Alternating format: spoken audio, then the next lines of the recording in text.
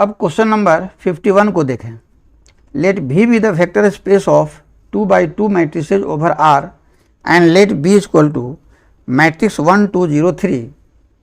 Late T from V to V be a linear transformation defined by T image of A is equal to AB minus BA, then the dimension of kernel K of T is, ये 4 options हैं, इसमें correct option आपका B है 2। तो यहाँ T क्या है? V से V पर एक लीनियर ट्रांसफॉर्मेशन है और V क्या है? तो V is A vector space of 2 by 2 matrices over the field R। आपको लीनियर ट्रांसफॉर्मेशन T के कर्नल K का डायमेंशन निकालना है। तो हम जानते हैं कि लीनियर ट्रांसफॉर्मेशन T के कर्नल को हम T का नल स्पेस भी कहते हैं, जिसको सिंबल में कैपिटल NT से डिनोट करते हैं। तो कर्नल T कहें चाहे नल स्पेस T कहें, बोथ आर द सेम। तो करेक्ट ऑप्शन बी क्यों सही है, इसको समझने के लिए आप इसका शॉर्ट सॉल्यूशन देखें। हालांकि इस क्वेश्चन का सॉल्यूशन डिटेल्स में देने पर बहुत लंबा हो जाएगा, इसलिए मैंने यहाँ शॉर्ट सॉल्यूशन दिया है क्योंकि ऑब्जेक्टिव वे में आपका क्वेश्चन है। तो देखिए इसका short solution. Here T is a mapping from V to V where V is a vector space of 2 by 2 matrices over the field R. To find dimension NT, linear transformation T के colonel यानी T के null space NT के dimension को आपको निकालना है, dimension of NT आपको हासिल करना है। तो इसके लिए हमने T के नल स्पेस यानी NT में कोई आर्बिट्रेरी एलिमेंट A एज्यूम करते हैं। हम दिखाना चाह रहे हैं यहाँ कि नल स्पेस NT जो खुद एक वेक्टर स्पेस होता है, इस वेक्टर स्पेस के हर एक एलिमेंट कैपिटल A को एक बेसिस सेट के एलिमेंट्स के लीनियर कॉम्बिनेशन में हम लिख सकते हैं। यही हम दिखाना चाहते हैं, ये मेरा एम है। तो इसी के लिए हम NT में कोई एलिमेंट A एज्यूम किए हैं। तो यहाँ देखा जाए A belongs to NT implies T के नल स्पेस का डिफिनेशन आपने पढ़ा है। T के नल स्पेस NT में यदि कोई एलिमेंट A है तो A का इमेज मैपिंग T के अंडर 0 होता है। ये तो कर्नल का डिफिनेशन है। So A belongs to NT implies T image of A equal to 0 implies. अब क्वेश्चन में देखिए T इमेज ऑफ A दिया हुआ है AB माइनस BA, तो वही T इमेज ऑफ A की जगह AB माइनस B लिखा तो हो गया AB minus BA equal to 0। यहाँ 0 क्या है? यह 0 मैट्रिक्स के रूप में 0 है, यहाँ 0 स्केलर नहीं समझेंगे। दिस इम्प्लाइज अब ANT का कोई वेक्टर है और यहाँ वेक्टर तो मैट्रिक्स स्पेस के रूप में है। यहाँ ANT का एक एलिमेंट है और NT एक वेक्टर स्पेस है, इसलिए A एक वेक्टर के रूप में है। और यहाँ क्लियर है कि A जो वेक्टर के रूप में है यह मैट्रिक्स से प्रदर्शित है, इसलिए हम यहाँ एज्यूम कर लेते हैं A को एक जनरल मैट्रिक्स 2 ऑर्डर का मैट्रिक्स ABCD के रूप में, और क्वेश्चन में B एक मैट्रिक्स दिया हुआ है मैट्रिक्स 1 2 0 3। तो A को हम मन से एज्यूम कर लिए मैट्रिक्स ABCD और B तो क्वेश्चन में दिया ही हुआ है, तो वही A और B का वैल्यू रख दिए हैं इस इक्वेशन में। अब इसके बाद देखिए कुछ नहीं दोनों तरफ। अब इसके बाद देखिए दोनों मैट्रिक्स का हम प्रोडक्ट लिए हैं, तो दो मैट्रिक्स का प्रोडक्ट लिखना आप जानते हैं। जब दोनों को मल्टीप्लाई करेंगे तो एक मैट्रिक्स मिलेगा A 2A plus 3B C 2C plus 3D। ये सिंपल है, आप खुद कर लें। फिर माइनस के बाद जो दो मैट्रिक्स है उसका प्रोडक्ट रूल से मैं यहाँ मैट्रिक्स के रूप में लिख दिया हूँ A plus 2C B plus 2D 3C 3D equal to 0। अभी दोनों मैट्रिक्स को सेपरेट करना है तो सेपरेशन के रूल से इसको आप कर लें तो आ गया matrix -2c 2a + 2b - 2d - 2c 2c equal to right side में मैंने बताया कि 0 जो लिखा गया है वो 0 मैट्रिक्स है, तो 0 मैट्रिक्स को हम दो ऑर्डर में मैट्रिक्स 0 0 0 0 लिख सकते हैं। अब इस इक्वेशन में देख रहे हैं कि लेफ्ट साइड में जो मैट्रिक्स है और राइट साइड में जो मैट्रिक्स है दोनों एक से इक्वल है। So by definition of equality of two matrices we get corresponding element equal होगा। तो -2c 0 के इक्वल होगा और 2a + 2b - 2b 0 के इक्वल होगा। तो इससे c 0 हो गया और 2 कैंसिल हो जाएगा, तो a = -b + d हो जाएगा। इस प्रकार हमने c और a का वैल्यू निकाल लिया। हेंस जो एज्यूम किए थे matrix A B C D, तो वही a का वैल्यू आ गया -b + d, b c का वैल्यू 0 और d।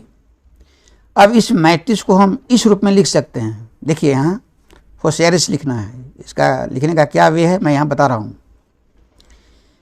Matrix -b + d b 0 d को हम कैसे लिखेंगे? तो इसमें दो अननोन क्वांटिटी देख रहे हैं b और d, तो पहला जो अननोन क्वांटिटी b है उसको लिखेंगे b इंटू, अब मैट्रिक्स के अंदर में क्या लिखेंगे? तो b के जगह 1 देंगे और d के जगह 0, यही मेथड है। तो -1 + 0, देखिए -1 हो गया, b के जगह 1, देखिए b के जगह 1 हो गया, फिर नीचे 0 और d के जगह 0 रखने के लिए कहते हैं, तो d के जगह 0 रखा, यानी b के जगह 1, जब b को लिखा तो b के जगह 1 और d के जगह 0 देना है, फिर प्लस, फिर अननोन क्वांटिटी d को जब लिखेंगे तो d इंटू मैट्रिक्स के अंदर लिखना पड़ेगा।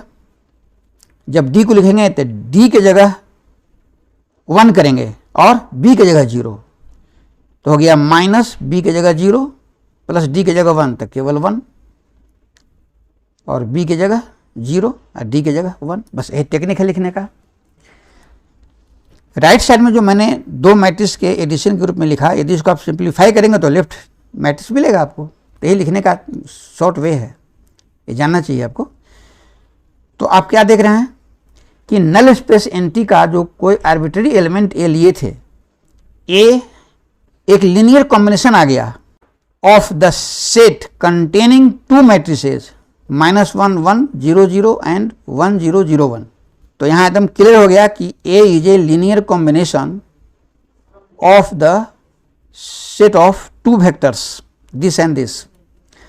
अब इस सेट को हम S कह दिया, और आप जानते हैं कि यदि A सेट S के वेक्टर्स का लीनियर कॉम्बिनेशन है तो इस अवस्था में हम कहते हैं कि NT का हर एक वेक्टर A सेट S के एलिमेंट्स का लीनियर कॉम्बिनेशन है। तो इस अवस्था में हम कहते हैं कि NT S का लीनियर स्पैन है। इसलिए मैंने लिखा hence NT = linear span of S। तो S को बेसिस होने के लिए दो कंडीशन आप पढ़ें। पहला यह कि S का लीनियर स्पैन NT हो, S को NT का बेसिस होने के लिए दो कंडीशन है। पहला, S का लीनियर स्पैन NT होना चाहिए, तो ऊपर में दिखा दिया कि NT S का लीनियर स्पैन है। और यहाँ क्लियर है कि S के जो वेक्टर्स हैं मैट्रिक्स -1 1 0 0 और 1 0 0 1, ये दोनों जो मैट्रिक्स जो वेक्टर्स के रूप में हैं ये क्लियरली लीनियरली इंडिपेंडेंट हैं। सो S के एलिमेंट्स लीनियरली इंडिपेंडेंट है, सो set S is linearly independent. तो S को NT का बेसिस होने के लिए दो कंडीशन चाहिए। पहला, S का लीनियर स्पैन NT हो और दूसरा S लीनियरली इंडिपेंडेंट हो। तो दोनों यहाँ सेटिस्फाइड है। यही कारण है कि S NT का बेसिस हो गया, इसलिए हमने लिखा hence S is a basis of NT। तो S यहाँ NT का बेसिस है। अब यहाँ देखिए क्लियर हो गया कि S NT का बेसिस है, और यहाँ देख रहे हैं स्पष्ट आप कि S में दो मैट्रिक्स यानी दो वेक्टर हैं।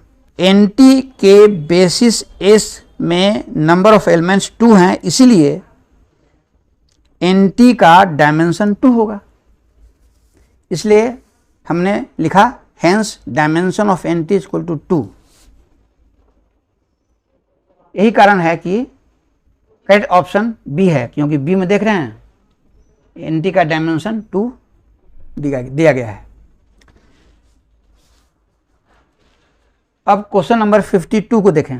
The characteristic polynomial of the matrix A is equal to 2 -1 1 -1 2 -1 1 -1 2 is, अब इसमें 4 ऑप्शन में करेक्ट ऑप्शन आपका डी है, minus lambda cube plus 6 lambda square minus 9 lambda plus 4। अब इसका करेक्ट ऑप्शन समझने के लिए आप इसका शॉर्ट सॉल्यूशन देखें। करेक्टरिस्टिक पोलिनोमियल ऑफ ए क्या होता है? Lambda cube minus s1 lambda square plus s2 lambda minus determinant A. यदि मैट्रिक्स ए 3 ऑर्डर का है तो यही ए का करेक्टरिस्टिक पोलिनोमियल होता है। ए के करेक्टरिस्टिक पोलिनोमियल के लिए जो मैंने यहाँ लिखा फॉर्मूला, यह बहुत जल्दी रिजल्ट को आपको ला देगा। यहाँ s1 बताता है मैट्रिक्स ए के डायगोनल एलिमेंट्स के सम को, यानी 2 + 2 + 2 6, इसलिए s1 की जगह 6 हो गया। s2 क्या बताता है? तो मैट्रिक्स ए के डायगोनल एलिमेंट्स के माइनर्स का सम, 2 का माइनर निकालिए, तो 2 का माइनर निकालेंगे तो आएगा 4 - 1, माइनर निकालना आप जानते हैं। फिर 2 का निकालिए तो फिर 4 - 1 होगा, फिर नीचे जो 2 है उसका माइनर निकालेंगे तो 4 - 1, यानी डायगोनल एलिमेंट्स 2 2 2 के माइनर्स का सम निकाला तो कितना आ गया? 4 - 1 प्लस 4 - 1 प्लस 4 - 1। इसको सिंप्लीफाई कीजिए तो 3 + 3 + 3 9 हो गया। तो s1 6 हो गया, s2 9 हो गया, देखिए तुरंत। अब ए का डिटर्मिनेंट, तो ए 3 ऑर्डर का डिटर्मिनेंट है, इसको आप सिंप्लीफाई करेंगे तो ए का डिटर्मिनेंट 4 आ जाएगा। Hence characteristic polynomial of A is lambda cube minus s1 की जगह 6 रख दीजिए, 6 लेमडा स्क्वायर प्लस s2 की जगह 9 + 9 लेमडा माइनस डिटर्मिनेंट 4 - 4।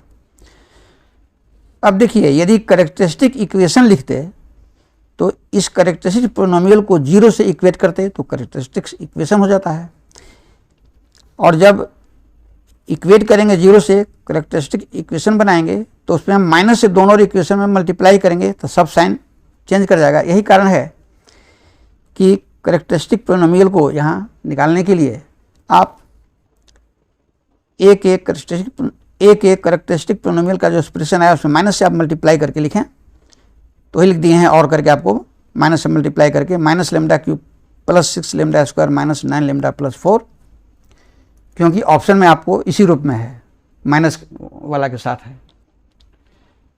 तो आप समझ गए कि इसका करेक्ट ऑप्शन डी क्यों है। अब क्वेश्चन नंबर 53 को देखें।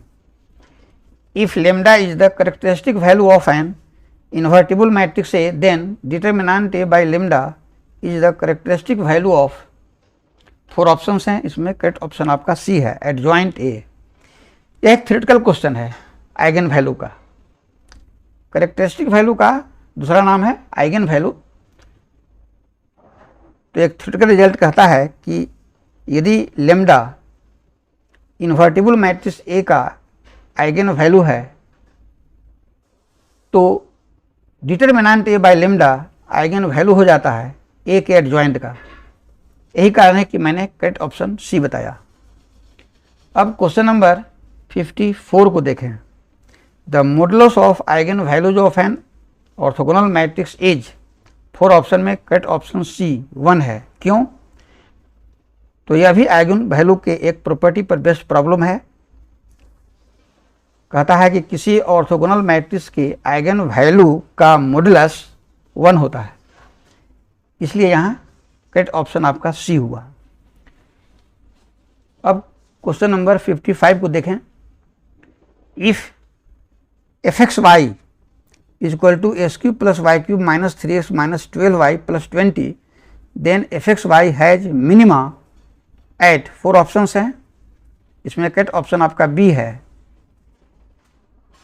1 2। क्यों? इसको समझने के लिए आप इसका शॉर्ट सॉल्यूशन देखें। Here fxy is equal to s³ plus y³ minus 3x minus 12y plus 20, यहाँ रूल है,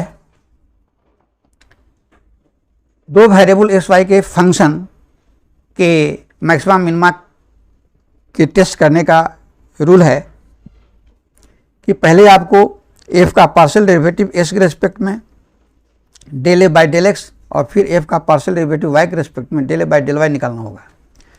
तो यहाँ देखिए del F by del X क्या होगा, तो एस क्यूब का एस के रेस्पेक्ट में 3x², एस के रेस्पेक्ट में इसलिए वाई कांस्टेंट तो वाई क्यूब का 0 हो गया, -3 इंटू एक्स का एस के रेस्पेक्ट में 1 माइनस वाई कांस्टेंट के जैसा ट्रीट कर रहे हैं तो माइनस के बाद 12y कांस्टेंट के रूप में, इसलिए इसका 0 हो जाएगा और 20 कांस्टेंट है इसका 0 होता ही है। तो समझ गए कैसे निकल गया, तो del A by del S निकल गया 3x² - 3। ठीक इसी प्रकार f को पार्शियली डिफरेंशिएट कीजिए y के रिस्पेक्ट में, तो s को कांस्टेंट एज्यूम करके, तो s क्यूब का 0 हो गया, y क्यूब का 3y² माइनस 3x, तो x यहाँ कांस्टेंट के रूप में है इसलिए इसका 0 और -12y, y के रेस्पेक्ट में तो y का 1 हो जाएगा, तो -12 केवल हो गया। तो del A by del S निकल गया, del A by del Y निकल गया। अब क्या करना है, क्रिटिकल पॉइंट्स को निकालना होता है। क्रिटिकल पॉइंट्स को निकालने के लिए आपको ये दोनों पार्शियल डेरिवेटिव को 0 से इक्वेट करके एक्स वाई का वैल्यू निकालना पड़ेगा। इसलिए देखिए यहाँ हम del F by del S को 0 से इक्वेट करके एक्स का वैल्यू निकाला है, तो आ गया x = +-1, सिंपल है। और del F by del Y को 0 से इक्वेट करेंगे तो आ जाएगा y = +-2। Hence critical points are, अब देखिए s का वैल्यू +-1 है और y का वैल्यू +-2 है, इसलिए 4 क्रिटिकल पॉइंट्स होंगे। कैसे लिखने का तरीका सीखिए, x में 1 y में 2 लीजिए तो हो गया पेयर 1 2, फिर x में 1 y में -2 लीजिए तो पेयर 1 -2, फिर x में -1 y में 2 तो पेयर -1 2, फिर x में -1 y में -2 तो पेयर -1 2। इस प्रकार आपको 4 क्रिटिकल पॉइंट्स मिले। अब निकालेंगे स्मॉल r जो del 2f by del x2 होता है, second order partial derivative of f with respect to x, del 2f by del x2। तो देखिए ऊपर में del F by del X आया है 3x² - 3, इसको पार्शियली डिफरेंशिएट कीजिए s के रेस्पेक्ट में, तो x² का 2x, 3 × 2x 6x हो जाएगा और 3 कांस्टेंट है उसका 0 हो गया। स्मॉल s बताता है del 2f by del x del y, del 2f by del x del y का मतलब होता है del by del x of del f by del y, यानी del f by del y जो ऊपर में है 3y² - 12, उसको पार्शियली डिफरेंशिएट कीजिए x के रेस्पेक्ट में, तो जब s के रेस्पेक्ट में करेंगे तो y कांस्टेंट है, तो 3y² कांस्टेंट का 0 हो गया और 12 तो कांस्टेंट है ही है तो उसका भी 0, तो 0 - 0 तो 0 हो गया, तो s का वैल्यू 0 हो गया। अब t बताता है del 2f by del y2, partial derivative of f with respect to y 2 times, तो del f by del y को फिर से किया जाए, तो del f by del y है 3y² - 12, इसको y के रेस्पेक्ट में करना है, तो y² का 2y, 3 × 2y 6y हो जाएगा और 12 का 0, तो हो गया केवल 6y। इस प्रकार हम झटझट निकाल लिया r का वैल्यू, s का वैल्यू और t का वैल्यू। अब क्या करना है आपको, rt - s² का वैल्यू निकालना है, तो rt - s² निकालेंगे तो r × t मतलब 6x × 6y, तो हो गया 36xy, अब -s², इस तो 0 आया है तो 0 का स्क्वायर 0, तो हो गया 36xy, rt - s² का वैल्यू। अब 4 क्रिटिकल पॉइंट में जो फर्स्ट क्रिटिकल पॉइंट 1 2 आया है उस पर टेस्ट करेंगे, तो फर्स्ट क्रिटिकल पॉइंट 1 2 पर rt - s² का वैल्यू निकालेंगे, ये मेथड है। तो rt - s² इक्वल टू है 36xy, तो इसमें s के जगह 1 डालना है और y के जगह 2, तो 1 × 2 तो 2, 36 × 2 तो हो गया 72, और 72 0 से ग्रेटर है। और r का वैल्यू, तो r = 6x है, तो s के जगह 1 डालेंगे, तो 6 × 1 6, तो r का वैल्यू 6 होगा, 6 भी 0 से ग्रेटर है। तो यहाँ आप क्या देख रहे हैं, rt - s² भी 0 से ग्रेटर आया और r भी 0 से ग्रेटर है। तो याद रखिएगा जब rt - s² और r दोनों 0 से ग्रेटर आए तो इस केस में फंक्शन f जो है मिनिमम होता है, hence F X Y has minima, यही कारण है कि एफ एक्स वाई को मिनिमा होगा कहाँ, तो क्रिटिकल पॉइंट 1 2 पर।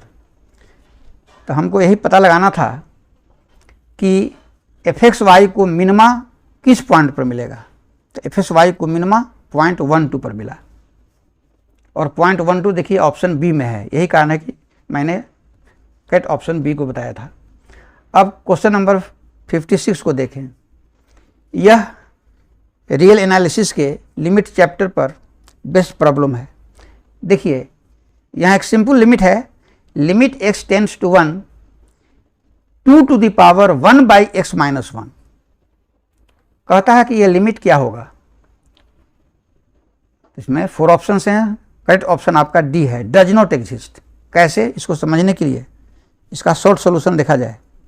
Limit x tends to 1 2 to the power 1 by x minus 1 is equal to, देखिए 2 to the power 1 by x के जगह 1 रखना है, x टेंड्स टू 1, x के जगह जब 1 रखेंगे तो हो जाएगा 1 माइनस 1 0, यानी 1 बाई 0 दैट इज इन्फिनिटी, तो हो गया 2 to the power infinity is equal to infinity.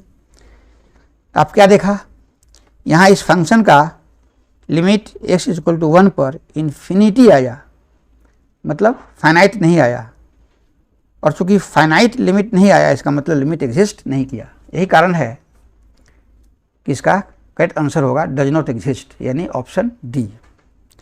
अब क्वेश्चन 57 को देखें। The function F x is equal to sine x is, 4 option हैं, इसमें करेक्ट ऑप्शन आपका सी है, इनफॉर्मली कंटिन्यूअस ऑन आर। क्यों, तो देखिए कंटिन्यूटी चैप्टर में एक इंपॉर्टेंट थ्योरम है, वो थ्योरम कहता है कि यदि एफ एक्स आर पर कंटिन्यूअस है और यदि फंक्शन आर पर पीरियोडिक है, तो इस केस में वह फंक्शन आर पर डेफिनेटली यूनिफॉर्मली कंटिन्यूअस होगा। इसी थ्योरम का यहाँ यूज करेंगे। देखिए मैं सॉल्यूशन में दिया हूँ स्पष्ट। हम जानते हैं कि F x equal to sine x is continuous on R, क्योंकि f x equal to sine x is continuous for every value of x, so f x equal to sine x is continuous on R and f x equal to sine x is periodic as, क्योंकि sine x में जब x में हम add करते हैं 2 पाई का multiple n, मतलब 2 pi n, उसी को लिखे हैं n इंटू 2 पाई, तो साइन एक्स से मिलता है। आप ट्रिग्नोमेट्री में पढ़ा है ना, sine 2 pi n plus X equal to sine X. यहाँ n इंटू 2 पाई जो लिखा है 2 पाई पीरियड को बताता है, तो यहाँ स्पष्ट है कि साइन एक्स का पीरियड 2 पाई है, so sine x is a periodic function with period 2 पाई। तो आप क्या देखा कि साइन एक्स आर पर कंटिन्यूअस भी है और साइन एक्स एक पीरियोडिक फंक्शन है जिसका पीरियड 2 पाई है। यही कारण है कि साइन एक्स यूनिफॉर्मली कंटिन्यूअस होगा आर पर, इसलिए करेक्ट ऑप्शन आपका मैं सी बताया। यह थ्योरेटिकल क्वेश्चन था। अब देखिए क्वेश्चन नंबर 58 को। If f x is equal to x sine 1 by x, x not equal to 0, f 0 is equal to 0, then 4 option में करेक्ट ऑप्शन आपका बी है, f x is not differentiable at x equal to 0। यही सही option है। क्यों, इसको समझने के लिए आप शॉर्ट सॉल्यूशन देखें। हम लिख सकते हैं एफ डैश 0 मतलब derivative of f x at x is equal to 0 is equal to limit x tends to 0 f x minus f 0 by x minus 0। ये आप जानते हैं, पढ़ चुके हैं।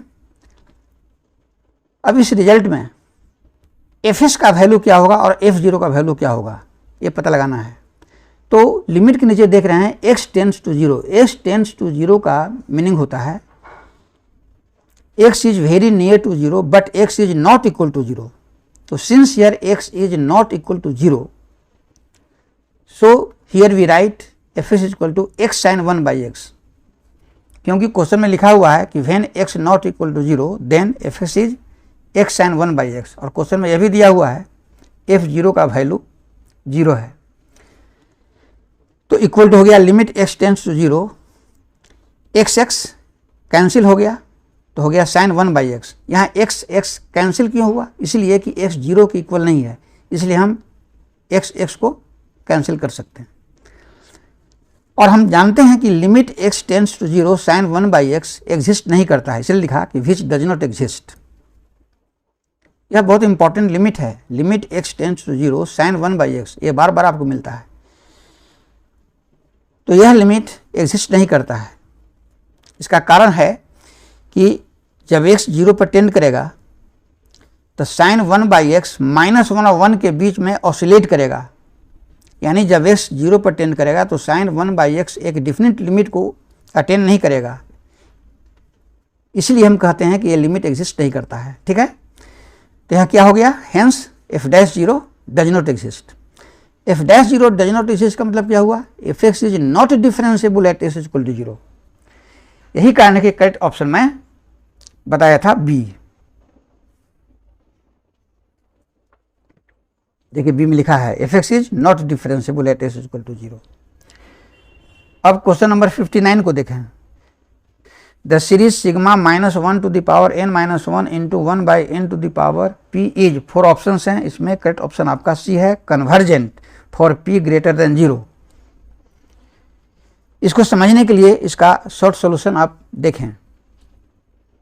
यह जो क्वेश्चन है ऑल्टरनेटिंग सीरीज पर लिबनिट्ज टेस्ट का क्वेश्चन है,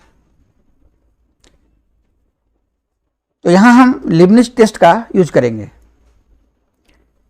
यहां देखिए sigma -1 to the power n-1 into 1/n to the power p, यही ऑल्टरनेटिंग सीरीज है, वेयर p ग्रेटर देन 0 हम टेकअप किए हैं। जनरल जो ऑल्टरनेटिंग सीरीज का जो नोटेशन होता है वो होता है sigma -1 to the power n-1 into un, इसलिए मैंने यहाँ un की जगह लिखा 1/n to the power p।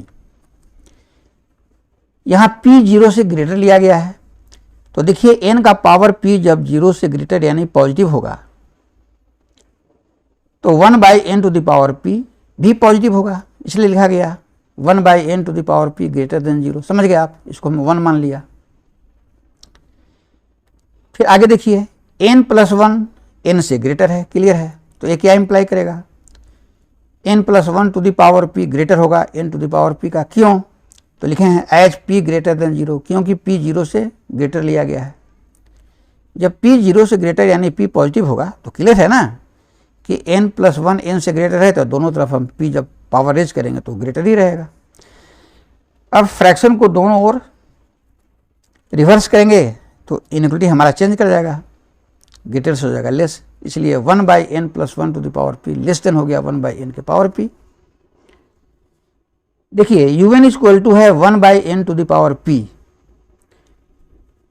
तो जब हम 1/n to the power p में n की जगह n+1 रखेंगे तो लेफ्ट साइड में un की जगह un+1 हो जाएगा। यही कारण है कि 1/n+1 to the power p की जगह un+1 लिखा, less than 1/n to the power p की जगह un लिखा, ये हो गया सेकेंड।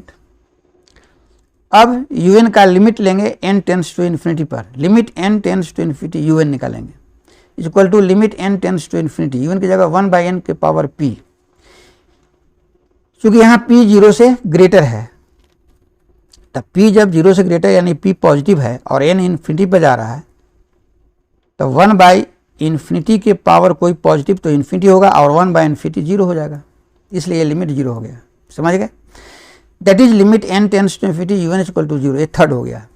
तो लिबनिट्ज टेस्ट में आप याद कीजिए 3 कंडीशन होता है। पहला होता है un greater than equal to 0, तो इसमें un ग्रेटर देन 0 आया। सेकेंड कंडीशन होता है un+1 less than equal to un, तो यहाँ un+1 लेस देन un, देखिए सेकेंड कंडीशन होल्ड कर रहा है। और थर्ड कंडीशन होता है limit n tends to infinity un बराबर 0, तो यह भी आपको होल्ड कर रहा है। तो यहाँ आप क्या देख रहे हैं, लिबनिट्ज टेस्ट के 3 कंडीशंस 1 2 3 यहाँ सेटिस्फाइड हैं। Hence from 1 2 and 3 by Leibniz test हम लिखेंगे कि given series sigma -1 to the power n-1 un, that is sigma -1 to the power n-1 un की जगह 1/n to the power p लिए थे, is convergent for p greater than 0। तो यह जो ऑल्टरनेटिंग सीरीज है कन्वर्जेंट होगा कब, तो p ग्रेटर देन 0 के लिए। तो क्वेश्चन नंबर 59 में करेक्ट ऑप्शन मैंने सी बताया था, convergent for p greater than 0। इसका वजह आप समझ गए। अब क्वेश्चन नंबर 60 को देखें। The series sigma middle bracket के अंदर में है root under n cube plus 1 minus root under n cube is, अब 4 ऑप्शन में करेक्ट ऑप्शन आपका ए है, कन्वर्जेंट। इसको समझने के लिए इसका शॉर्ट सॉल्यूशन देखें। हियर गिवन सीरीज का जो nth टर्म है un वो है root under n cube plus 1 minus root under n cube. अब करना क्या है कि इसमें root under n cube plus 1 minus root under n cube के कंजुगेट यानी root under n cube plus 1 plus root n cube से ऊपर और नीचे मल्टीप्लाई करेंगे और उसको सिंप्लीफाई करेंगे तो आपको आ जाएगा यूएन का value 1 by root under n cube plus 1 plus root under n cube. मैंने शॉर्ट में यहाँ लिख दिया है, आप कर सकते हैं। अब हम एक अलग से वीएन चूज करते हैं, यही मेथड है। एक कंपैरिजन टेस्ट पर बेस्ड प्रॉब्लम है। कंपैरिजन टेस्ट में एक अलग से वीएन चूज किया जाता है, तो यहाँ चूज कर रहे हैं we take v n is equal to 1 by n to the power 3 by 2। इसको चूज करने का भी तरीका है। इसका तरीका ये है कि root under n cube plus 1 में 1 को हटा दीजिए तो हो गया रूट एन क्यूब, और फिर प्लस रूट एन क्यूब तो हो गया 2 रूट एन क्यूब, फिर 1 बाई 2 को भी कांस्टेंट को हटा दीजिए तो 1 बाई रूट एन क्यूब मतलब एन का पावर 3 बाई 2। तो ये तरीका आपको बताया कैसे हम वीएन चूज करें, तो आप समझ गए। यहाँ पर वीएन को क्या चूज करेंगे 1 by n to the power 3 by 2, cause भी बता दिया। Hence limit n tends to infinity u n by v n निकालेंगे, तो निकालिए equal to limit n tends to infinity u n को वीएन से डिवाइड करना है तो n to the power 3 by 2 ऊपर चला जाएगा तो हो जाएगा n to the power 3 by 2 by root under n cube plus 1 plus root under n cube. अब करना क्या है, डिनोमिनेटर में रूट के अंदर में एन क्यूब को बाहर निकालेंगे, तो एन क्यूब बाहर निकालेंगे तो एन क्यूब का पावर हाफ यानी एन का पावर 3 बाई 2 हो जाएगा बाहर, और रूट के अंदर में जब एन क्यूब निकलेगा तो 1 प्लस 1 बाई एन क्यूब हो जाएगा, और प्लस सेकेंड टर्म जो है रूट अंडर एन क्यूब उसको एन का पावर 3 बाई 2 लिख सकते हैं। अब न्यूमरेटर और डिनोमिनेटर में एन के पावर 3 बाई 2 से डिवाइड करेंगे तो कैंसिल हो जाएगा, तब हो जाएगा equal to limit n tends to infinity 1 by root under 1 plus 1 by n cube plus 1। अब एन टेंस टू इन्फिनिटी का प्रयोग कीजिए तो देखिए रूट के अंदर में 1 प्लस 1 बाई एन क्यूब, जब एन इन्फिनिटी होगा तो infinity cube infinity 1 by infinity 0, वही 1 प्लस 0 हो गया, समझ गए। तो रूट अंडर 1 प्लस 0 यानी 1 प्लस 1 2, 1 बाई 2 हो गया लिमिट। तो यहाँ क्या देख रहे हैं, limit n tends to infinity u n by v n आया 1 बाई 2। 1 बाई 2 क्या है, तो एक फाइनाइट नंबर है और नॉन जीरो क्वांटिटी है। तो कंपैरिजन टेस्ट कहता है कि यदि limit n tends to infinity u n by v n का वैल्यू एक फाइनाइट नंबर आए और नॉन जीरो आए तो कंपैरिजन टेस्ट से सिग्मा यूएन कन्वर्जेंट होता है, बशर्ते कि सिग्मा वी एन भी कन्वर्जेंट हो। और यहाँ देख रहे हैं आप कि v n is equal to है 1 by n to the power 3 by 2, तो सिग्मा वी एन क्या हो जाएगा sigma 1 by n to the power 3 by 2, और sigma 1 by n to the power 3 by 2 convergent होता है क्योंकि एन का जो पावर पी के जगह 3 बाई 2 ग्रेटर देन 1 है। हम पढ़े हैं कि sigma 1 by n to the power p convergent होगा यदि पी ग्रेटर देन 1 होता है। यहाँ पी की जगह 3 बाई 2 है जो 1 से ग्रेटर है, यही कारण है कि सिग्मा 1 बटा 3, यही कारण है कि सिग्मा 1 बटा n to the power 3 by 2 convergent है। तो यहाँ चूंकि सिग्मा वी एन कन्वर्जेंट है इसलिए कंपैरिजन टेस्ट से सिग्मा यू एन भी कन्वर्जेंट होगा, इसलिए सही ऑप्शन क्या हुआ, sigma u n is convergent, और यह ऑप्शन ए में है। So option A is correct, आपको बताया था। अब क्वेश्चन 61 को देखें।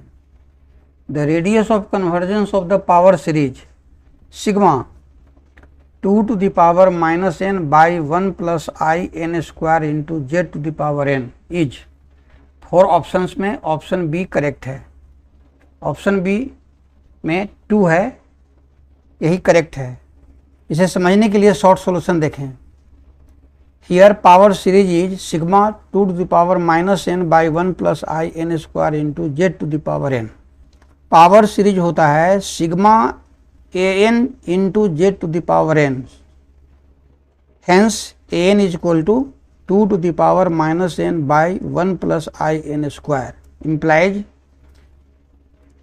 mod a n is equal to 2 to the power minus n by 1 plus I n square का मोड हो जाएगा, a प्लस आई बी का मोड होता है root under a square plus b square, तो हो जाएगा 1 का स्क्वायर 1 प्लस n स्क्वायर का स्क्वायर यानी n to the power 4। Correct.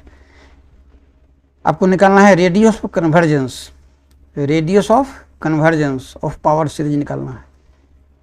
Hence radius of convergence capital R is given by 1 by are is equal to limit n tends to infinity mod a n to the power 1 by n. यदि r radius of convergence है power series का, तो r का reciprocal यानी 1 by are का formula आप याद रखेंगे, limit n tends to infinity mod a n to the power 1 by n.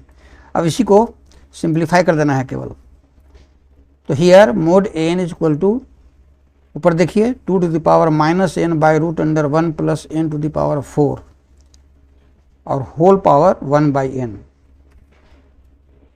तो 2 to the power minus n का पावर 1 बाई एन, तो पावर पावर में मल्टीप्लाई होगा, तो minus n into 1 by n, तो हो गया 2 to the power minus 1 that is 1 by 2 लिखा है। और डिनोमिनेटर में देखें, रूट के अंदर में n to the power 4 common लेंगे तो n स्क्वायर बाहर आ जाएगा, तब रूट के अंदर में हो जाएगा 1 plus 1 by n to the power 4, और रूट का मतलब पावर हाफ होता है और इसका होल पावर 1 बाई एन, तो 1 बाई 2 बाहर आ गया, फिर इंटू 1 बाई एन स्क्वायर का पावर 1 बाई एन, तो n का पावर 2 इंटू 1 बाई एन तो है 2 बाई एन, और इंटू 1 प्लस 1 बाई एन के पावर 4 का पावर, तो वही पावर पर मल्टीप्लाई कर दीजिए, तो 1 बाई 2 इंटू 1 बाई एन तो 1 बाई 2 एन। अब limit n tends to infinity 1 by 2 into, अब देखिए 1 by n to the power 2 by n को लिख सकते हैं n to the power 1 by n का स्क्वायर, क्योंकि 2 में 1 बाई एन से मल्टीप्लाई होगा तो 2 बाई एन आ जाएगा, into 1 by 1 plus 1 by n to the power 4 का होल पावर 1 बाई 2 एन को लिख सकते हैं 1 plus 1 by n to the power 4 का पावर माइनस 1 बाई 2 एन। अब बाइनोमियल एक्सपेंशन से 1 plus 1 by n to the power 4 का पावर माइनस 1 बाई 2 एन को हम एक्सपेंड कर सकते हैं, तो किया जाए, बाकी सब वही रह गया 1 माइनस, तो पावर को 1 by n to the power 4 में मल्टीप्लाई करेंगे तो हो जाएगा plus minus minus 1 by 2 n to the power 5 plus higher power so on. अब देखिए n to the power 1 by n मैं यहाँ लिखा हूँ as limit n tends to infinity n to the power n 1 होता है, तो n to the power 1 by n का limit n tends to infinity पर 1 होता है, इंपॉर्टेंट रिजल्ट है इसलिए यहाँ यूज कर दिया था, यहाँ 1 हो गया 1 स्क्वायर, और इंटू 1 माइनस, अब n to the power 5 n की जगह इन्फिनिटी देंगे तो हो जाएगा 1 बाई इन्फिनिटी, 1 बाई इन्फिनिटी 0 होता है इसलिए हो गया माइनस 0, आगे भी प्लस 0 माइनस 0 इस तरह से आते जाएगा, तो हो गया इक्वल टू केवल 1 by 2। Hence 1 by r equal to 1 by 2 implies r equal to 2, यही आर है रेडियस ऑफ कन्वर्जेंस। तो रेडियस ऑफ कन्वर्जेंस, तो रेडियस ऑफ कन्वर्जेंस आर का वैल्यू 2 निकल गया। देखिए ऑप्शन बी में 2 है इसलिए ऑप्शन बी करेक्ट हुआ। अब क्वेश्चन नंबर 62 देखें, इसमें भी रेडियस ऑफ कन्वर्जेंस पढ़ी है, देखिए क्वेश्चन पढ़िए, the radius of convergence of the power series sigma z to the power n by n to the power n is, 4 option में करेक्ट ऑप्शन आपका डी है इन्फिनिटी। इसको समझने के लिए इसका शॉर्ट सोल्यूशन देखें, here power series is sigma 1 by n to the power n into z to the power n, तो कंपेयर कीजिए power series sigma a n into z to the power n से, तो a n की जगह हो गया 1 by n to the power n, implies mod n is equal to 1 by n to the power n. Radius of convergence r is given by 1 by are is equal to limit n tends to infinity mod a n to the power 1 by n is equal to limit n tends to infinity, here mod n is equal to 1 by n to the power n, power हो गया 1 by n.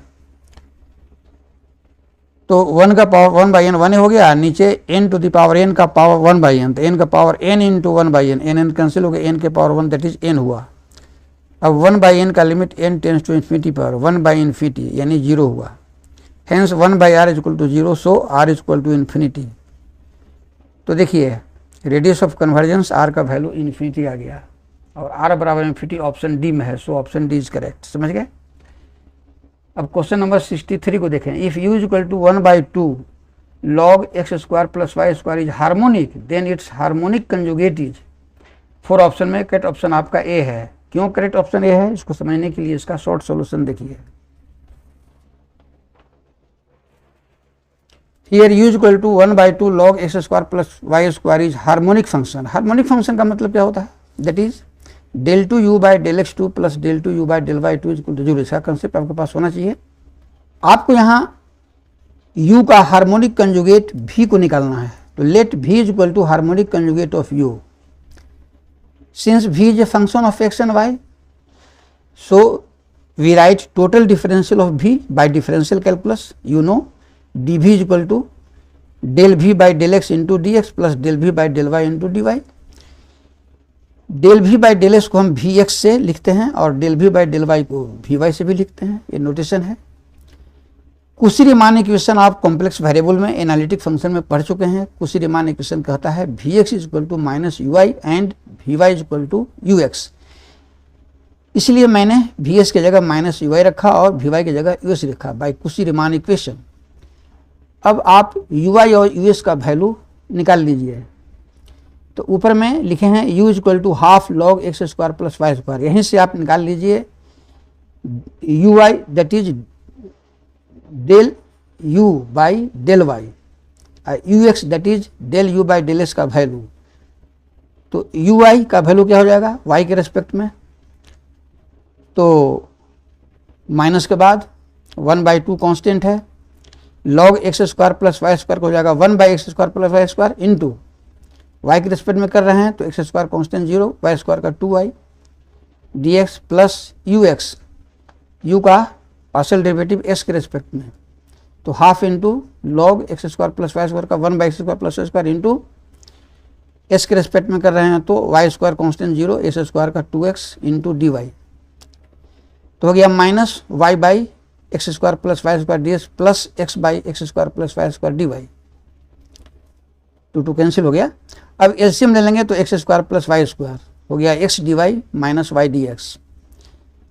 अब numerator और denominator में x square से हम divide कर दिया, तो ऊपर वाला हो गया x d y minus y d x by x square, जिसको हम लिख सकते हैं differential of y by x, क्योंकि वाई बाई एक्स का डिफरेंशियल कैसे लिखते हैं, तो बटा के नीचे x है तो x इंटू वाई का differential d y minus y into s का डिफरेंशियल डी एक्स बटा एक्स का स्क्वायर है ना, और नीचे x square plus y square बटा एक्स स्क्वायर को लिख सकते हैं। अलग अलग करेंगे तो x square by x square 1 plus y square by square यानी वाई बाई एक्स का होल स्क्वायर, और differential of y by x d y by x by 1 plus y by x के स्क्वायर को लिख सकते हैं differential of tan inverse y by x, क्योंकि tan inverse y by x का differential क्या होगा, तो tan inverse y by x को करेंगे वाई बाई एक्स के रिस्पेक्ट में, तो हो जाएगा 1/1 प्लस वाई बाई एक्स का स्क्वायर इंटू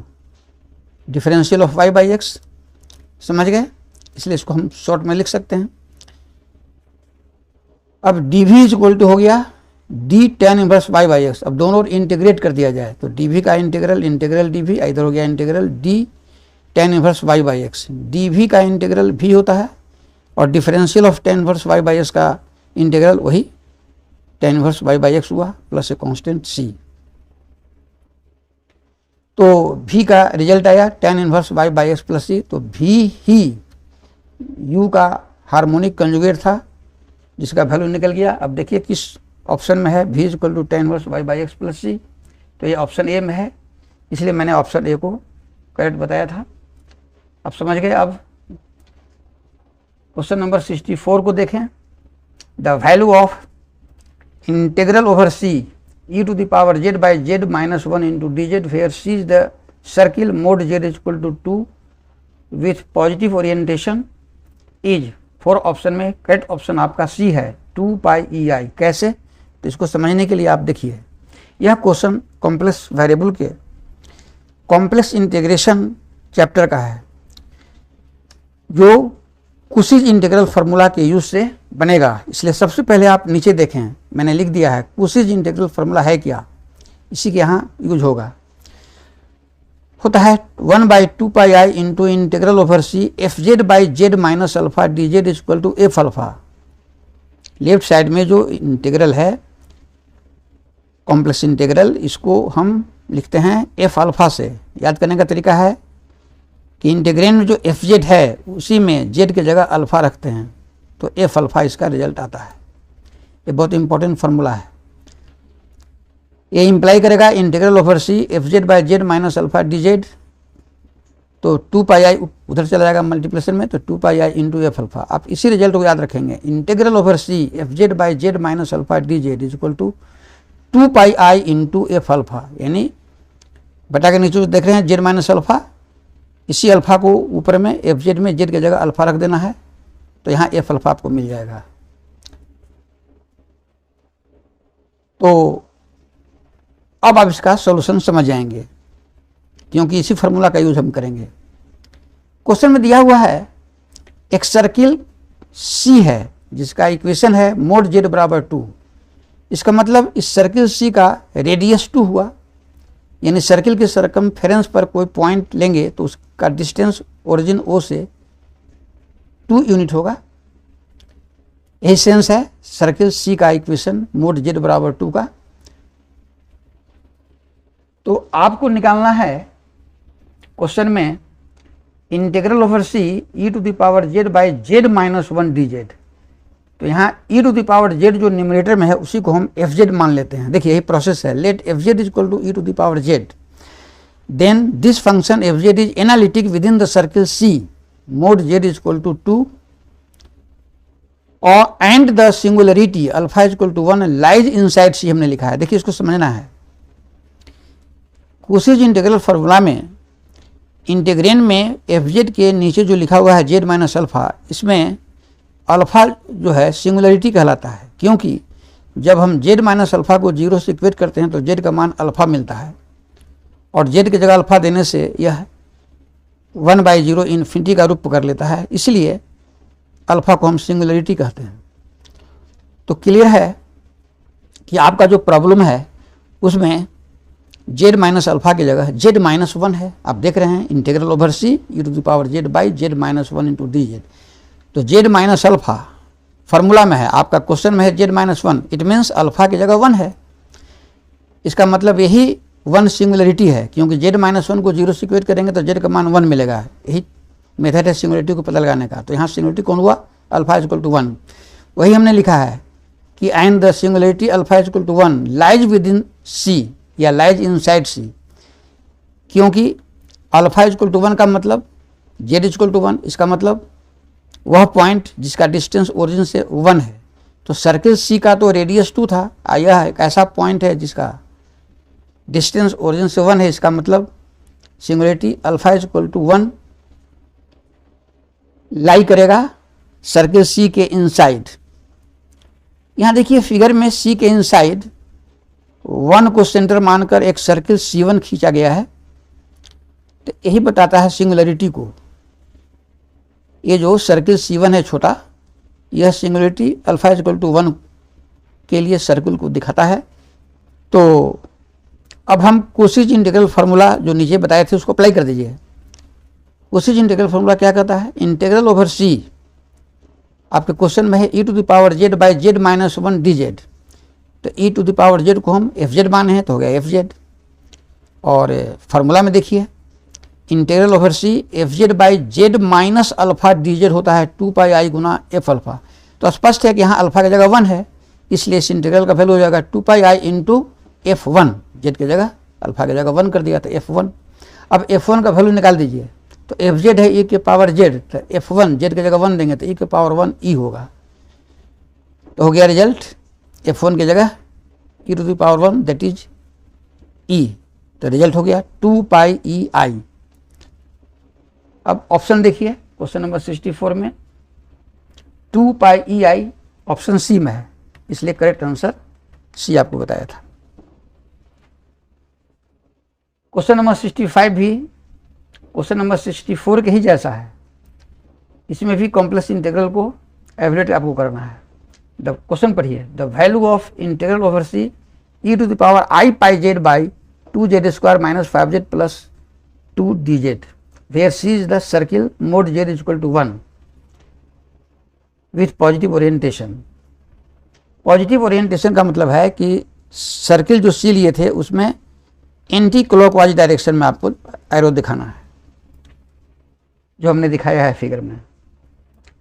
तो यहाँ 4 ऑप्शन है, इसमें करेक्ट ऑप्शन आपका बी है 2 पाई बाई 3। कैसे, तो इसको समझने के लिए शॉर्ट सॉल्यूशन देखिए। Let F Z is equal to E to the power I pi Z, then F Z is analytic within the circle C Z is equal to 1, यानी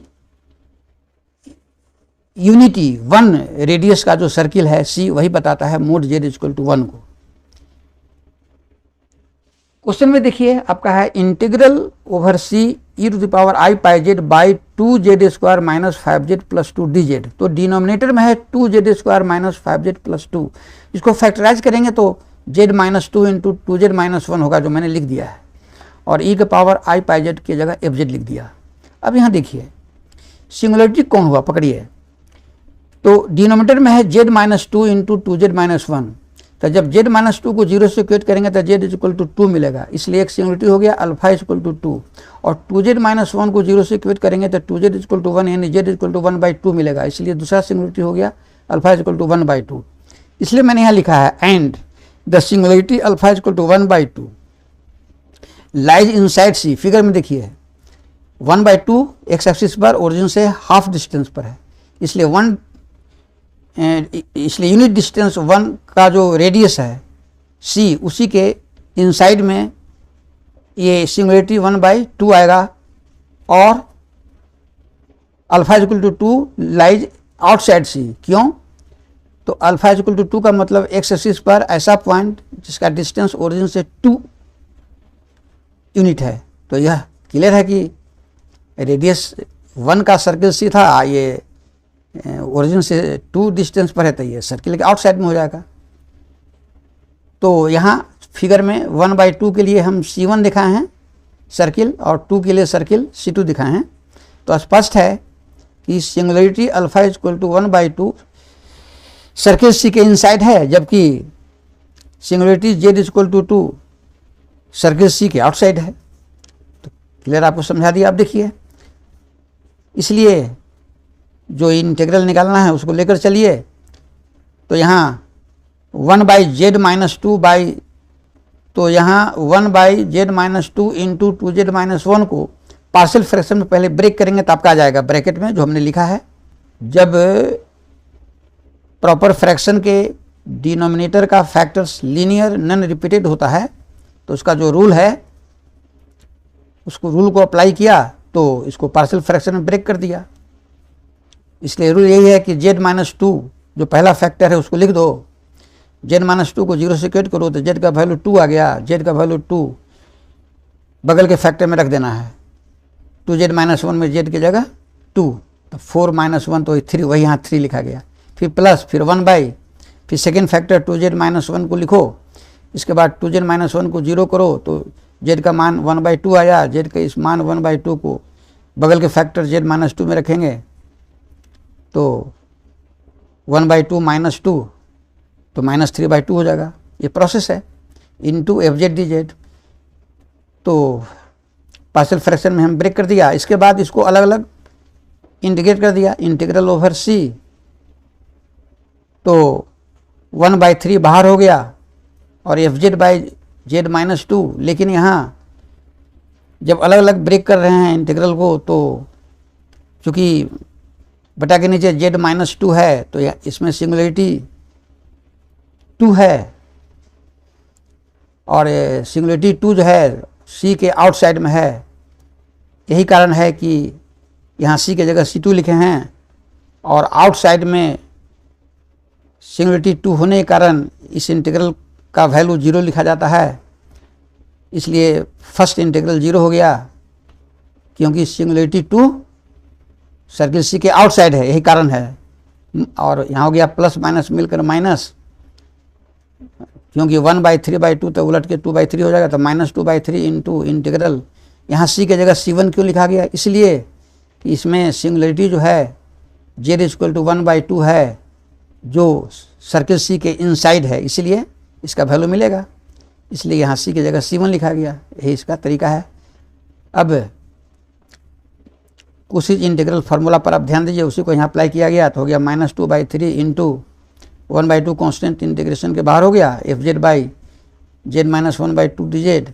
उसी integral formula को यहाँ आपको लगा देना है जो पहले बताए थे, तो इंटीग्रल ओवर C1 fz/z - 1/2, इसमें 1/2 क्या है, सिंगुलरिटी है, इसलिए फार्मूला से इसका वैल्यू हो जाएगा 2πi इंटू, वही लिखे हैं -1/3, 2 कैंसिल हो गया, -1/3 into 2πi into f alpha होता है, तो ही ना अल्फा की जगह 1/2 है, तो ये z की जगह अल्फा की जगह 1/2 देंगे तो f 1/2 होगा। अब यहाँ fz था e⁻i⁻z शुरू में माने थे, तो उसमें z की जगह रख दीजिए 1/2 fz में, तो हो जाएगा f 1/2, राइट साइड में हो जाएगा e⁻i⁻ गुना z की जगह 1/2। अब इसके बाद देखिए -2πi/3 सब तो रह ही गया, इंटू e⁻i⁻2 हो गया।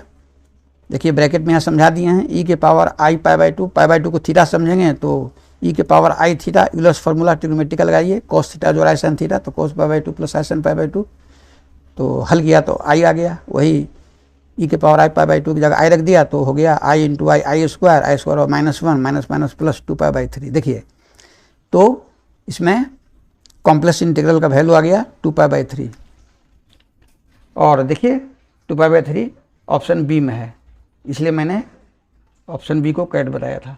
अब क्वेश्चन नंबर 66 को देखें। In case of Newton Raphson method, in case of Newton Raphson method the roots are, 4 option में आपका करेक्ट ऑप्शन डी है, बोथ ए एंड बी। इसका मतलब इसमें ए भी करेक्ट है और बी भी करेक्ट है। देखिए कैसे, तो इसको समझना है आपको। न्यूटन-रैप्सन मेथड में अलजेब्रिक इक्वेशन का जो रूट्स होता है वह रियल भी हो सकता है और कॉम्प्लेक्स भी हो सकता है। आप प्रॉब्लम बनाएंगे तो देखेंगे कि किसी प्रॉब्लम में आपका रूट्स रियल भी आएगा, किसी प्रॉब्लम में रूट्स कॉम्प्लेक्स भी आता है। तो ये प्रॉब्लम के प्रैक्टिस करने से आपको क्लियर होगा। तो आप याद रखिए, न्यूटन-रैप्सन मेथड में जो अलजेब्रिक इक्वेशन के जो रूट्स होते हैं वो रियल भी हो सकते हैं और कॉम्प्लेक्स भी हो सकते हैं, यानी ऑप्शन ए भी करेक्ट है और ऑप्शन बी भी करेक्ट है, इसलिए इसका सही आंसर ऑप्शन डी है, क्योंकि डी में लिखा है बोथ ए एंड बी। समझ गए आप। अब क्वेश्चन नंबर 67 को देखें। Newton's backward interpolation formula gives the most appropriate result, 4 option में करेक्ट ऑप्शन बी है, इन the last of the interval. क्यों? तो न्यूटन के बैकवर्ड इंटरपोलेशन फार्मूला को जब आप पढ़ेंगे तो उसमें देखेंगे कि उस फार्मूला में बताया गया है कि ये फार्मूला जब अप्लाई करते हैं प्रॉब्लम में तो अप्रोप्रिएट रिजल्ट तभी देता है जबकि हम इंटरवल के लास्ट में हम इस फार्मूला को यूज करते हैं, इसलिए सही ऑप्शन कौन हुआ? In the last of the interval, correct option B हुआ। अब क्वेश्चन नंबर 68 को देखें। इन सिम्पसन्स 1/3 रूल या 1/3 रूल भी पढ़ते हैं। In Simpson's 1/3 rule the number of subintervals is, अब 4 ऑप्शन में करेक्ट ऑप्शन सी है, 2 और मल्टीपल ऑफ 2। क्यों? इसको थोड़ा समझ लें। जब न्यूमेरिकल एनालिसिस में आप एरिया क्वाड्रेचर का स्टडी करेंगे तो उसमें सिम्पसन्स 1/3 रूल आता है। सिम्पसन्स 1/3 रूल में हमेशा जो सब इंटरवल्स लेते हैं, सब इंटरवल्स की संख्या 2 या 2 का मल्टीपल होता है। 2 का मल्टीपल माने 2 × 1, 2 × 2, 2 × 3 etc। यानी सब इंटरवल की संख्या 2 होगी या 4 होगा या 6 होगा, इस तरह से। इसलिए सही आंसर कौन हुआ? 2 और मल्टीपल ऑफ 2। यह ध्यान देने की बात है। अब क्वेश्चन नंबर 69 को देखें। The common area to the circles r equal to a and r equal to √2a cos theta is, ये 4 ऑप्शन में कट ऑप्शन आपका डी है। ये इंटीग्रल कैलकुलस के एरिया ऑफ प्लेन कर्व्स का प्रॉब्लम है और इम्पोर्टेंट प्रॉब्लम है।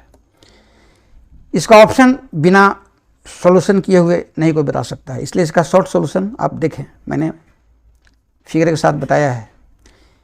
देखिए पहला जो सर्किल है फिगर में, वो सर्किल r बराबर a को बता रहा है, जिसको हम 1 लिखा है, और राइट साइड में जो दूसरा सर्किल खींचा है वो बता रहा है circle r equal to √2a cos theta को, जिसको मैं इक्वेशन 2 से लिखा है।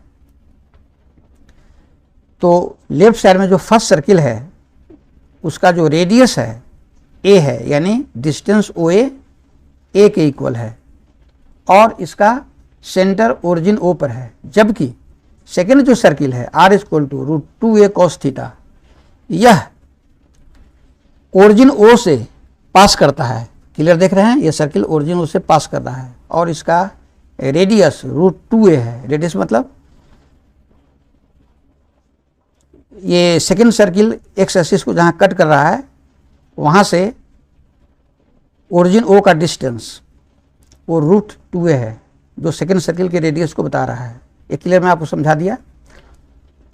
तो इसका रूल है कि सबसे पहले इक्वेशन 1 और इक्वेशन 2 यानी दोनों सर्किल को सिंप्लीफाई करो। तो 1, 2 में r के वैल्यूज को इक्वेट कर दिया तो हो गया √2a cos theta equal to a। इसको सिंप्लीफाई किया तो हो गया theta equal to π/4। Theta equal to π/4 का मतलब क्या हुआ कि दोनों सर्किल का जो पॉइंट ऑफ इंटरसेक्शन फिगर में B देख रहे हैं, इस पॉइंट B के लिए जो रेडियस वेक्टर है वो हो गया थीटा इक्वल टू π/4, यानी ओरिजिन O और B को मिलाने वाला जो स्ट्रेट लाइन है OB, इसका इक्वेशन हो गया थीटा इक्वल टू π/4। यही समझना चाहिए। तो अब इन दोनों सर्किल के बीच का जो एरिया है वही हुआ required area equal to, area कौन है फिगर में देखिए स्पष्ट लिखे हैं नाम देके, BAC OB।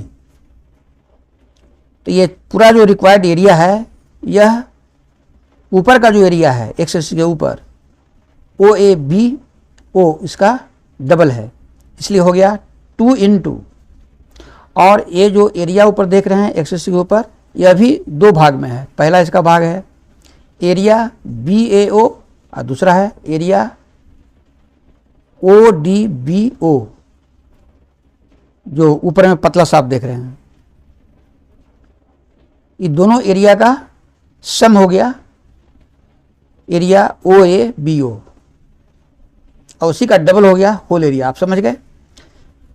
अब एरिया का फॉर्मूला आप पढ़े हैं 1/2 r² d थीटा, उसको अप्लाई कीजिए तो 2 इंटू, तो एरिया BAO, देखिए इस एरिया किसके किसके बीच है, तो ये जो आर्क AB देख रहे हैं ये जो है सो फर्स्ट सर्किल का आर्क है ना AB, यानी फर्स्ट सर्किल और 2 radii theta equal to 0 initial line और थीटा इक्वल टू π/4 के बीच है। इसलिए इसका एरिया निकालने में लिखेंगे 1/2 r² d थीटा। r² की जगह फर्स्ट सर्किल से r का मान a देंगे तो a², और थीटा का रेंज क्या हो गया, तो ही थीटा बराबर 0 टू थीटा इक्वल टू π/4। समझ गए?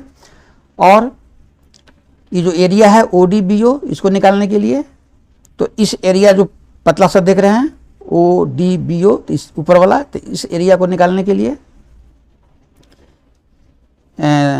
आर्क OB जो सेकेंड सर्किल का पार्ट है आर्क OB, तो एरिया कैसे निकलेगा, तो आर्क OB और 2 रेडियाई थीटा इक्वल टू π/4 और theta equal to π/2 y axis के बीच एरिया बाउंडेड है, इसलिए हो जाएगा 1/2 इंटीग्रल r² d थीटा।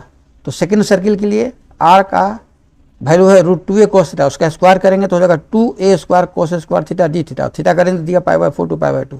देखिए एक्सप्लेन करके आपको समझा दिया झट। अब 2 इंटू अब 1/2 दोनों से बाहर निकाल देंगे तो a square integral 0 to π/4 d theta plus 1/2 बाहर निकल गया, और a स्क्वायर जो है इंटीग्रेंट के अंदर उसको बाहर निकाल दिया इंटीग्रेशन के बाहर, तो integral π/4 to π/2 2 cos square theta d theta. अब ये सिंपल इंटीग्रेशन है, डेफिनेट इंटीग्रल, इसको आप आसानी से सिंप्लीफाई करके इसका रिजल्ट आप निकाल सकते हैं। तो आ जाएगा रिजल्ट a²/2 इंटू π-1। अब देखिए a²/2 इंटू π-1 ये किस ऑप्शन में है, तो क्वेश्चन नंबर 69 में देखिए ये आपका है ऑप्शन डी में, इसलिए मैंने ऑप्शन डी को करेक्ट बताया था। अब क्वेश्चन नंबर 70 को देखिए, the partial differential equation by the elimination of A and B from z equal to x plus B Y plus A B is, 4 option में करेक्ट ऑप्शन सी है। ये question partial differential equation के formation पर based है। Partial differential equation का formation arbitrary constant जो equation में है ए और बी, उसी के एलिमिनेशन से निकालना है। तो देखिए इसका प्रोसेस क्या है, शॉर्ट सॉल्यूशन देखिए।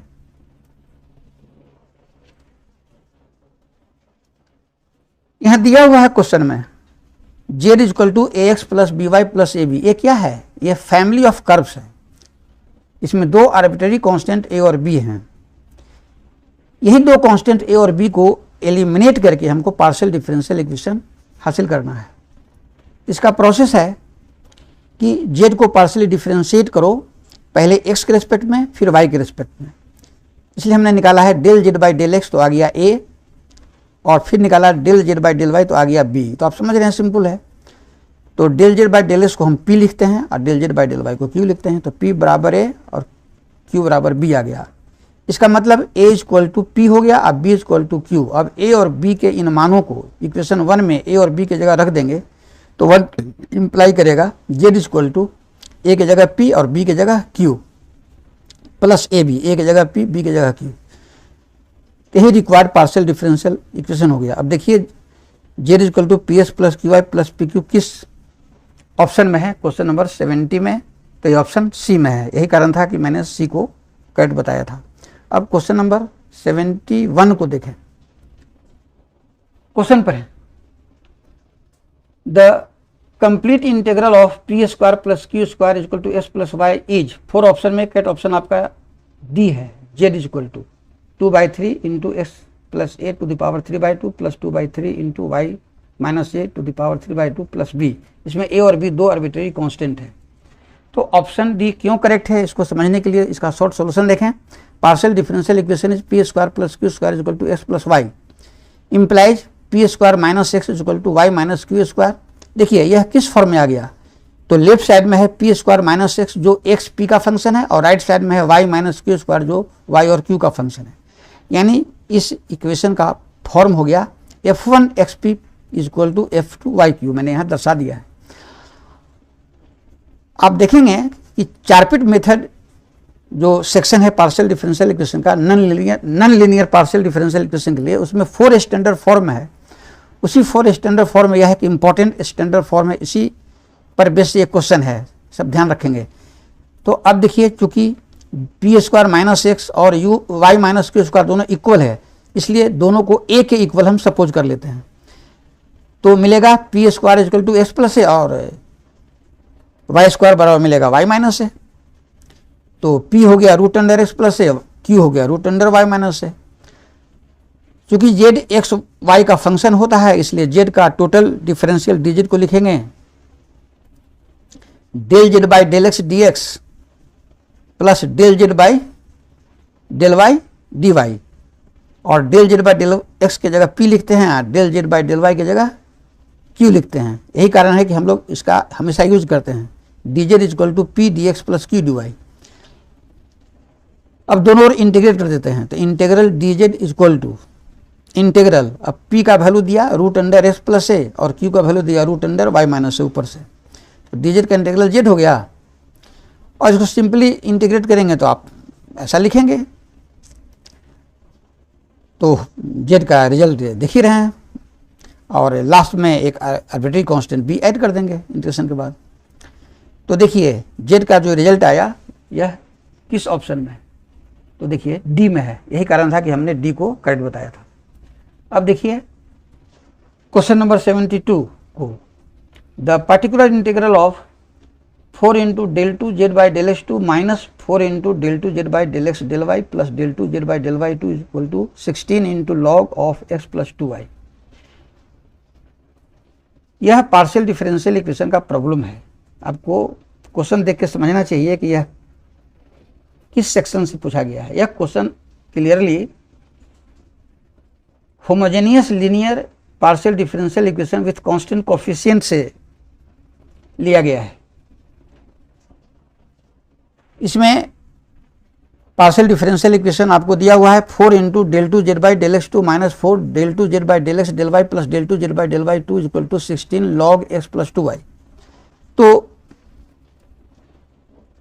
इसको हम जब d और d डैश सिंबल के रूप में लिखते हैं तो इसको लिख सकते हैं 4d2 minus 4dd dash plus d dash 2।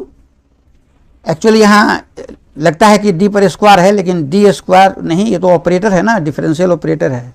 d stands for del Z by del X, d2 stands for del two Z by del X two, d dash stands for del Z by del Y. तो इसी को ध्यान में रखकर इस equation को d और d dash के टर्म में लिखा गया है। हमको यहाँ केवल पर्टिकुलर इंटीग्रल निकालना है। पर्टिकुलर इंटीग्रल कॉम्प्लीमेंट्री फंक्शन भी होता है, लेकिन वो नहीं पूछ रहा है, केवल पर्टिकुलर इंटीग्रल निकालना है। P I means particular integral is equal to होता है 1 by function of D D dash. तो जेड का जो कोफिशिएंट है वो डी डी डैश का फंक्शन है।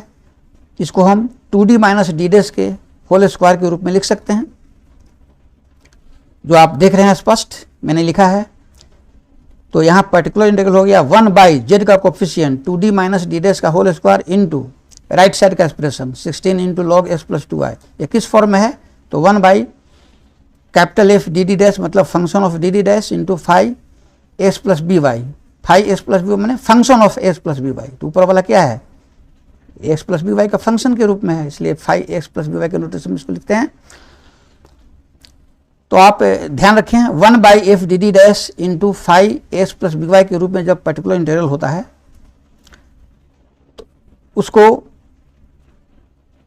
देखिए कैसे सॉल्व किया है। 16 into 1 by 2d minus D dash का square into log of x plus 2y। यहाँ x का कोएफिशिएंट 1 छिपा है, मैं 1 यहाँ दिखाया हूँ। देखिए ये 16 जो कांस्टेंट है उसको छोड़कर जो बाकी जो एक्सप्रेशन है, देखिए एरो देके लिखे हैं, ये किस फॉर्म में इसको पकड़ना है? 1 by b d minus a d dash का power n into 5x plus B Y के फॉर्म में है। कैसे? तो देखिए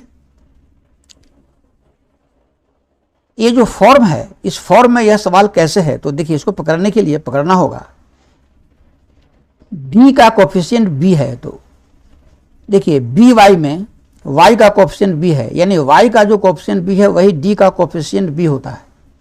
तो यहाँ 2y पर केयर कीजिए, y का कोफिशिएंट 2 है, इसलिए बी डी की जगह यहाँ 2d है, मैंने b की जगह 2 का प्रयोग किया गया है। और d डैश का कोफिशिएंट a है, तो a तो s का कोफिशिएंट होता है, तो ऊपर में s का कोफिशिएंट 1 है, इसका मतलब a की जगह 1 है। तो 1 इंटू डी डैश तक केवल हो जाएगा d डैश। तो समझ गया ना, ये जो चीज़ है वो इस फॉर्म में क्लियर है।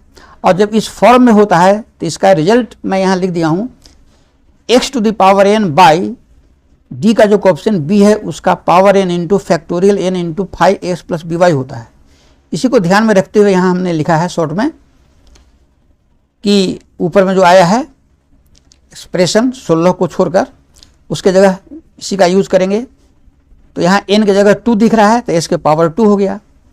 b कौन है? तो b है d का कोफिशिएंट, d का कोफिशिएंट देखिए 2 है, तो b का पावर n तो हो गया 2 के पावर n की जगह 2 है इंटू फैक्टोरियल n, तो n की जगह पावर देखिए 2 है तो फैक्टोरियल 2, और function of x plus B Y की जगह तो ये है लॉग x प्लस 2y।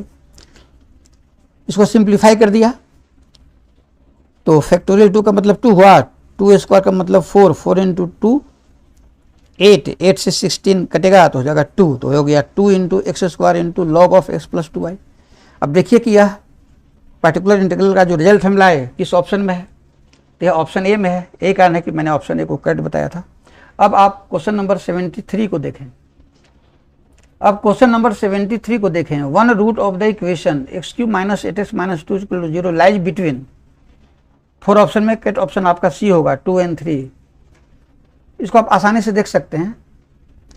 ये जो इक्वेशन का जो लेफ्ट साइड है x cube minus 8x minus 2, इसमें जब s के जगह 2 रखेंगे तो इसका वैल्यू नेगेटिव आएगा, और जब इसमें s के जगह 3 रखेंगे तो इसका वैल्यू पॉजिटिव आएगा।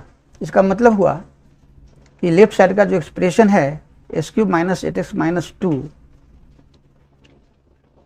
इसका जो s के फंक्शन के रूप में है जिसको हम fx से डिनोट कर सकते हैं, तो यहाँ क्लियर हो गया कि fx का साइन अपोजिट हो रहा है, 2 पर नेगेटिव और 3 पर positive. It means fx has opposite signs at 2 and 3।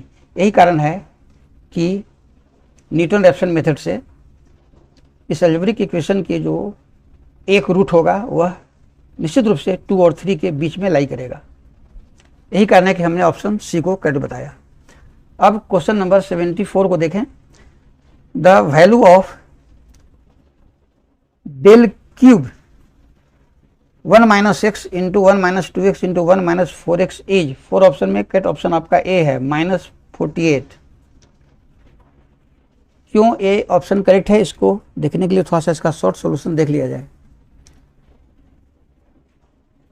Del cube 1 minus X into 1 minus 2x into 1 minus 4x, इसको सिंप्लीफाई करने का मेथड है कि तीनों फैक्टर में जो आप फर्स्ट फैक्टर देख रहे हैं 1 1 1, ये टर्म्स को हम वैनिश कर देते हैं, वही लिखे हैं अदर टर्म्स वैनिश, माने एक्स वाले टर्म को ही लिखेंगे और जो कांस्टेंट के रूप में 1 1 1 है फर्स्ट टर्म उसको हम वैनिश कर देते हैं। शॉर्ट प्रोसेस इसका यही है, अदर टर्म्स वैनिश, केवल एक्स वाले टर्म को लिखो तो हो गया डेल क्यूब। एक्स वाले टर्म को लिखिए तो -x into minus 2x into minus 4x। अब इसको सिंप्लीफाई कीजिए तो हो जाएगा -8 डेल क्यूब एक्स क्यूब। और देखिए मैं यहाँ एक रिजल्ट लिख दिया हूँ ब्रैकेट में, since del n x n होता है फैक्टोरियल n, तो डेल 3 x3 हो जाएगा फैक्टोरियल 3।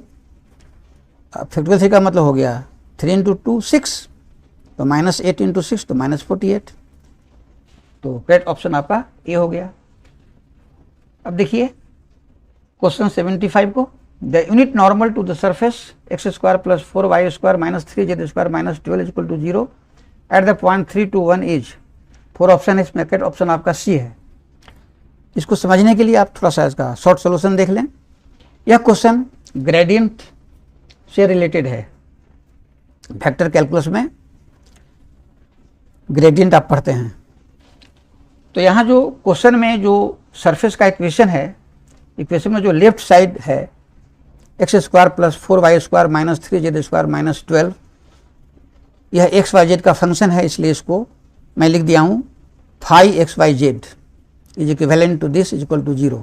यही सरफेस का इक्वेशन है। Phi x y z is equal to 0 हमेशा सरफेस के इक्वेशन को बताता है। तो surface phi x y z पर खींचे गए नॉर्मल के अलोंग जो वेक्टर होता है, जिसे हम normal vector to the surface कहते हैं, वो ग्रेड फाई को बताता है, क्योंकि ग्रेड फाई हमेशा वेक्टर होता है। और उस सरफेस के नॉर्मल वेक्टर के डायरेक्शन में जो यूनिट वेक्टर है, जिसे कहेंगे unit normal to the surface, जिसे एन कैप से लिखे हैं, तो एन कैप का रिजल्ट हो जाएगा वही grad phi by mod grad phi.